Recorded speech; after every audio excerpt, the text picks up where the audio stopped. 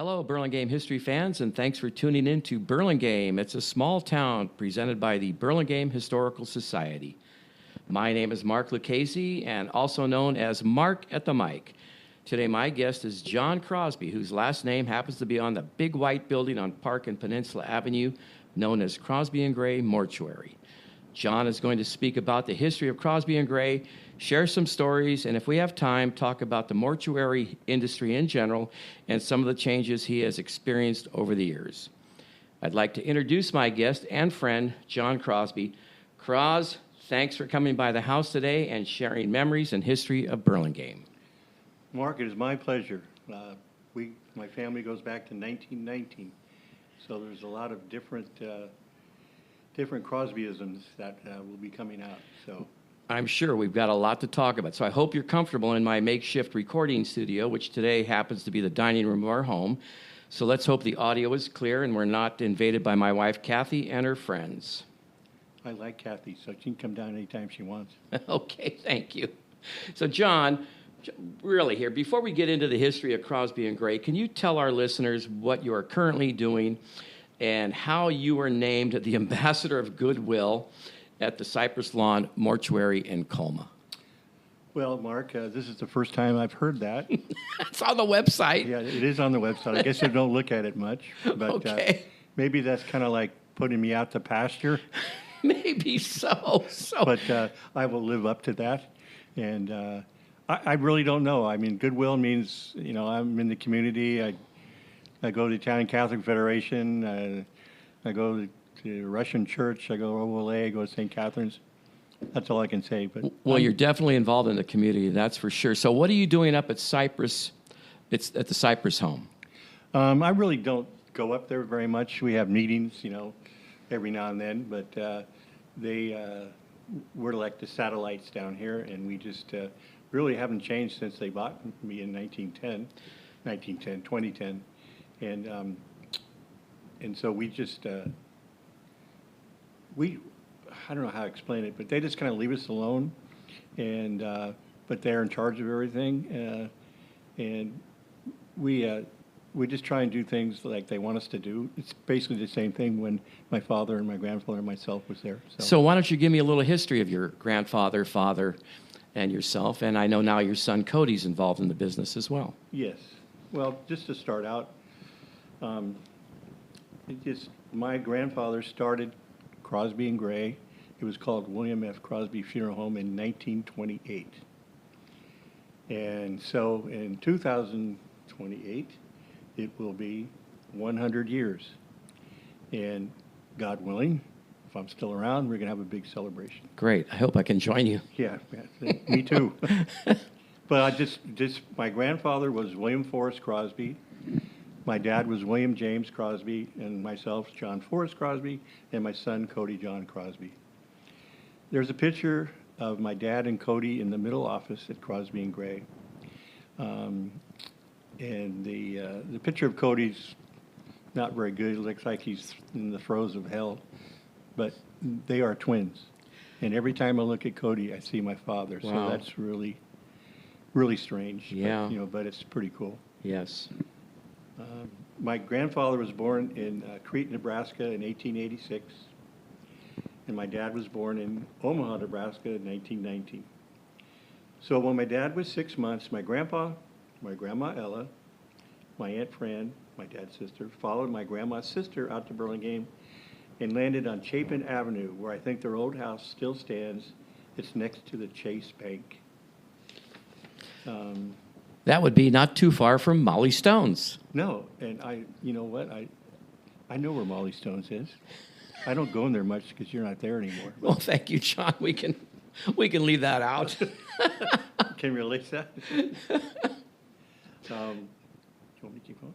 Go, continue on, please. Okay. Now, most of the family stories come from the word of mouth of my grandfather. Let us say he tended to embellish things for a better story. In fact, one time I go, Grandpa, you have a great memory. And he goes, yes, I do. And he said, sometimes I remember things that never happened. So I don't know how accurate this is going to be.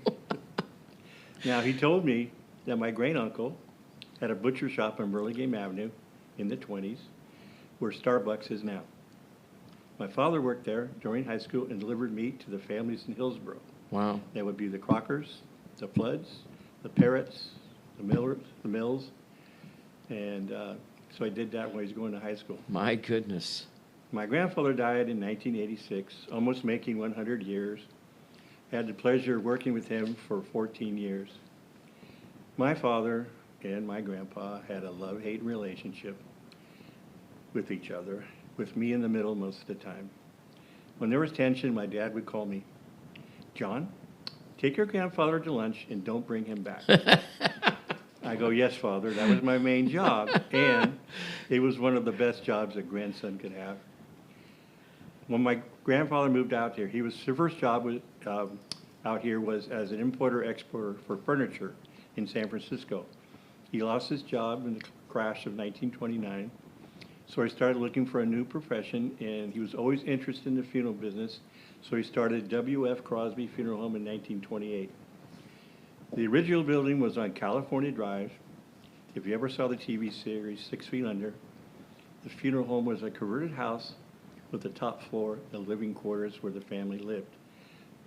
The first floor was the funeral home, where they had the chapel, casket room, and offices. And the bottom is where the embalming was done. Where the embalming was done. Another grandpa story, a jockey was pronounced dead at Old Bay Meadows racetrack after a bad fall. So my dad and my grandpa went to the track and brought him back to the mortuary. So he was going to start the embalming process when the jockey sat up and asked, "Where am I?" And my grandpa told him, "Well, you're at my mortuary."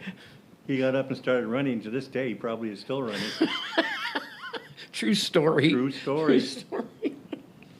Okay. Now, my dad graduated from Burlingame High School in 1937 and enrolled at the University of Southern California. Both my dad and my grandfather were interested in music and politics. My grandfather played the violin. He told me that he used to play for Fred Astaire. I don't know about that one, but that's what he said. Okay. He was also the San Mateo County coroner for over 20 years. My father played the bass fiddle. He was in the USC marching band playing the tuba. He was also signed up for the ROTC for the Marine Corps during World War II. His group was called up, and he took his physical, but he had a spot on his lung. So they thought he had tuberculosis. Sadly, 23 of the 25 men did not return. Boy. I thank God for the spot on the lung. I never would have been here, but I feel sorry for the people that passed away. You bet. Okay, he played the bass fiddle for the National Masonic Band. It was crossing the U.S. by train, playing along the way. As far as my father, he was a true builder of the business. He's very active in the community. He was exalted ruler of the Burlingame Masonic Lodge. He was president of the Burlingame Rotary. He served on the library board for several years, and was on the city council for 20 years and was mayor 5 times. He also coached basketball at St. Catherine's and was a Cub master. He truly was a concerned citizen who left his mark in Burlingame. My family in Gray of San Francisco merged in 1943. N. Gray had a satellite funeral home across the street from the old post office where Pet Express is now. Would that have been the old Rourke's as Yeah, well? the The old the Rourke's. glassware, the Yep. china? Before that, yeah. Yeah, the wonderful china store. Yeah, Yeah, boy. Pete Ebner. Pete Ebner, yes. So, and then N. Gray originally was established in San Francisco in 1850. When President Harding died in San Francisco, they handled the service. So my grandpa and N. Gray purchased the property at 2 Park Road during World War II and started construction under the direction of Williams and Burroughs, Scott Williams Company. The total cost at that time was $80,000. Now, during the war, there were rations on gas, oil, and steel. They needed to buy steel to build. The people in charge were on boards, and they made the final decision. My grandfather was denied twice, so he decided to wine and dine the board. So he took him to dinner in Sausalito and introduced him to Sally Stanford. Now, I don't know how my grandfather knew her, but she was a well-known madam back then. Needless to say, we got the steal. I came to work in 1972.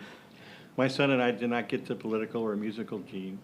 I went to Cerro High School and played basketball and baseball, then the USF. I graduated from the Sanford College of Mortuary Science, which is no longer in existence. But my real joy was coaching and sponsoring teams. I coached at my church school for 25 years. In fact, one baseball team we sponsored called me up and they said, "We're going to put a banner on the fence." And they asked me for a slogan. And I thought for a while, I said, well, Crosby and Gray Funeral Home, look alive out there. Oh, that's great. So my dad died in 1996 before his time. So when he died, I bought Crosby and Gray Funeral Home from my stepmother. In the late 90s, there were 3 major corporations crossing the U.S. buying up a number of funeral homes, mom and papas. They approached me with an offer of very little money and a lot of stock, and I said no. The principals at the other local funeral homes were much older than I, so I thought, why don't I approach them and make an offer? My, how time flies. I was the youngest funeral director at that time. Now I'm the oldest. Eventually, I bought Crosby and Gray, Mendel Colonial Chapel, Miller Dutra and Half Moon Bay, O'Connell's, and San Mateo, Snyder and Sullivan, and I started a cremation society called All County Cremation. Well, we were doing fine, but the competition was getting stiff. No. Very good. Yeah, I just caught that. I'm sorry. No. I get it. No pun intended. Thank you. No Okay. pun intended.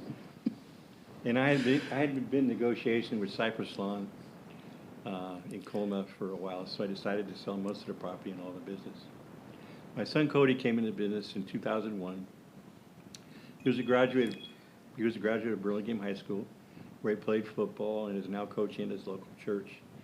He attended American River College to get his bombers and funeral director's license. My relationship to Cody is very special to me. As you go through life, you have the right to pick your friends, but not your family. I got lucky. My son is my best friend. Of all the Crosby boys, he's the most caring and considerate with all his families. He was a special person. He takes pride in what he does. In the mid-2000, we had a commercial on TV. If you were awake at 3 o'clock in the morning, maybe you saw it, with a very simple message. We live by the golden rule. We treat people the way we want to be treated. And we just try and make a difficult time a little bit easier. And when I first came into business, the cremation rate was 30% and the burial rate was 70%. Now you're just the opposite now. As you can imagine, the funeral industry is conservative by nature and change is hard to come by. But we are adapting with marketing, social media, and maintaining community involvement. You want me to tell the stories? Yeah, please share some stories. Okay. Yeah. Yeah, there's a That would be great. couple of stories that I've never. I mean, I don't know if anything's going to top the jockey story, but Well, yeah. please share.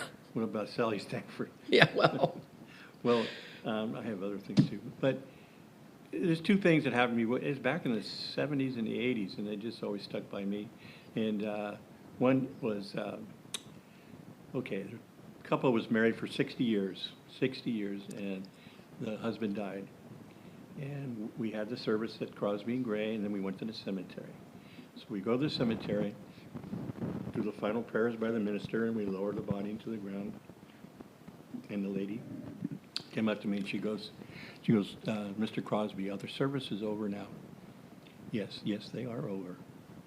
And then she dropped dead. Oh my goodness. Yeah, we put her in the, we put her into Wow. the limousine and took her to the, to the hospital, but she was pronounced dead. So she just wanted to make sure that her husband was taken care of, and then And it was time for her. she wanted Right then and there. She wanted not to be away from her. She wanted Oh to be next to her. my gosh. And then there's this other situation where it came up was a friend of mine, and her husband died, and we had a mass at St. Catherine's, and we went up to the cemetery, and she took her own car. She followed the hearse up, and so we went to the grave, and lowered the casket again, and she said goodbye, and I was holding her hand. I was going to walk her back to her car, and she goes, "John, I always wave to my husband. I want to wave one more time." I said, "Okay, we'll go back to the grave." So we go back to the grave, and she goes to the grave, and his name was Bill. And again, "Bill, I love you so much." And she waved to him. The only problem is she had her car keys in her hand. And it went into the grave. And so Bill came up one more time, so we get the.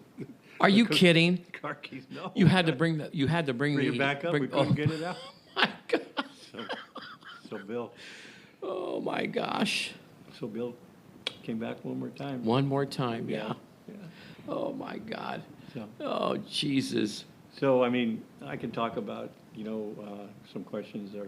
Yeah, I have some. If you But- don't mind, no. I let a lot of people know, or I was, saying, hey, I'm going to be talking to John Crosby, and they said, well, can you ask him this question? Can you ask him that question, et cetera. I don't know if it's okay. I'm only an ambassador, so I don't know if it's okay if I can do that. So anyway, here we go.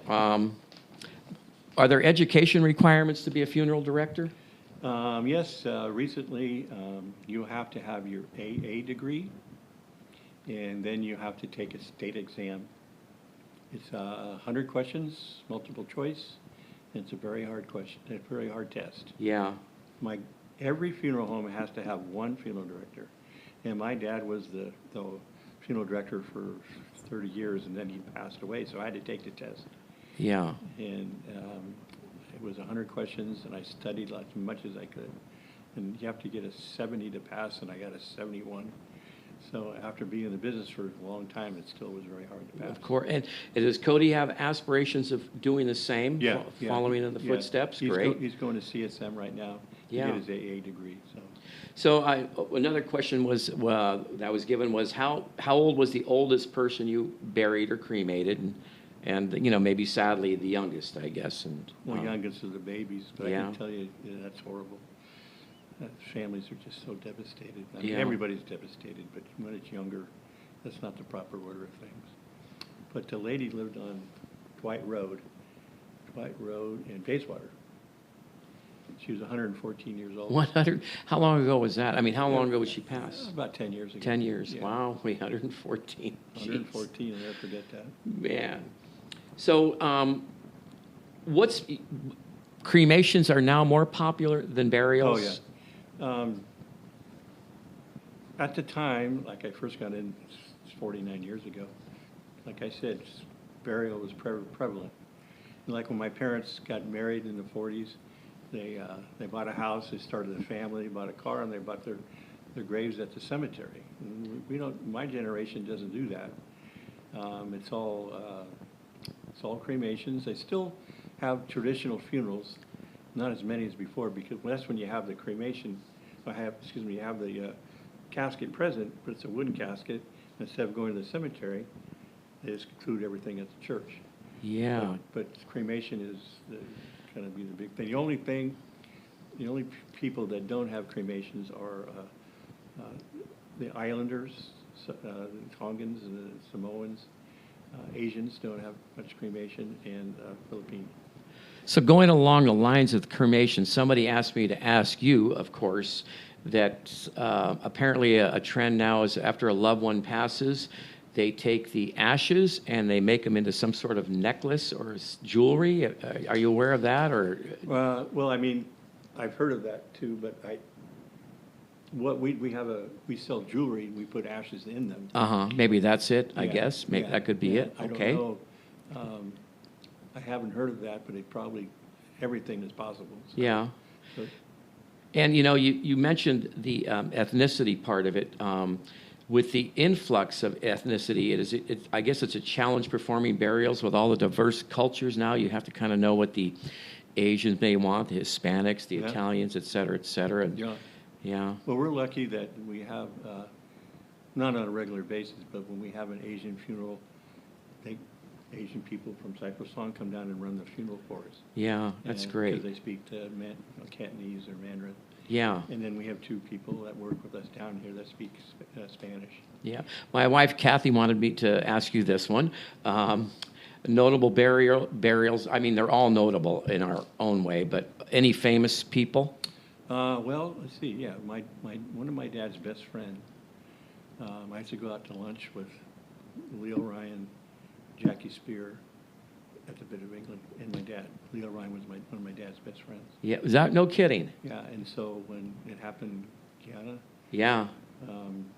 we did the funeral body was shipped back here, and we did the funeral My gosh. at All Souls Church up in South San Francisco. And the president, the vice president wasn't there. There was a lot of senators and a lot of congressmen. Yeah. And there were so many people. I mean, like Secret Service people came up 3 days before and started asking us all these questions. And everybody at the funeral at the time was looking, was talking into their, to the lapel. Yeah, correct. So Yeah. that was the biggest funeral. And he's buried at Golden Gate National Cemetery right next to Admiral Nimitz from World War II. What year, do you remember the year that happened? It was 78. 78. Yeah. Yeah, 1978. Boy. Any fond memories? I mean, you gave us a couple of great stories. I get that. Yeah, fond memories. Well, it's like I was talking to a priest the other day, and I said, I enjoy doing what I'm doing. And, I am Catholic, and I can't say I'm a great Catholic, but I do believe in it. But I told him, when I help a family, I get this feeling inside my chest or my stomach. It's like I just gone to confession. So that makes me feel good. So I feel good that people understand how much I care about them and try and make it a little bit easier. Yeah. So that we're going to piggyback on that because this question comes in from my sister-in-law, Judy, and she just wanted to know, how do you cope with constant, overwhelming grief? Well, we just try it, like I said, make it a little bit easier. But people deal with it so many different ways. Some people come in and obviously they're distraught, crying. Yeah. Some people come in and there's relief on their face and they're making jokes, not about the person that died, but about his life, so that's how they deal with it. And I've had several times where I had to break up people in our arrangement office. They were going to fight each other. Oh, my Got God. siblings come in and there's money involved and they don't talk boy. to each other. So dealing with it is I've been doing it for such a long time, so I kind of know what's going to happen. But it doesn't mean something different's going to happen. I don't know, but Yeah. we're just trying deal with everything we can. Tough time. I mean, it's a tough business, John. It really is. And so going forward, you see any big challenges for the industry in general? Well, I mean, yeah. Actually, I always say, I talk about Jim Super. I say when I grew up, there were mama and papa drugstores and grocery stores and funeral homes. Those all kind of disappeared. We got to Safeway and then we go to Costco. And that's why I kind of joined up with Cypress. It's kind of like a Costco. But the mom and papa funeral homes are disappearing. They're gone, huh? Yep. And, the property's worth so much more, but I'm holding out as long as I can.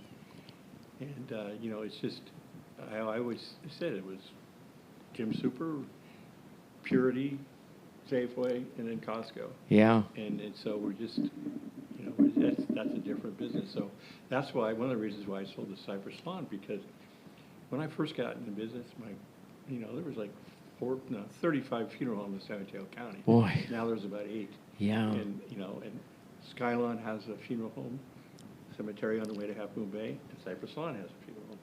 And they take a lot of our business away. Because we have what we call pre-need, and we haven't talked about that, but pre-need is when you have people come in and they make their arrangements before they pass away, which is a good idea.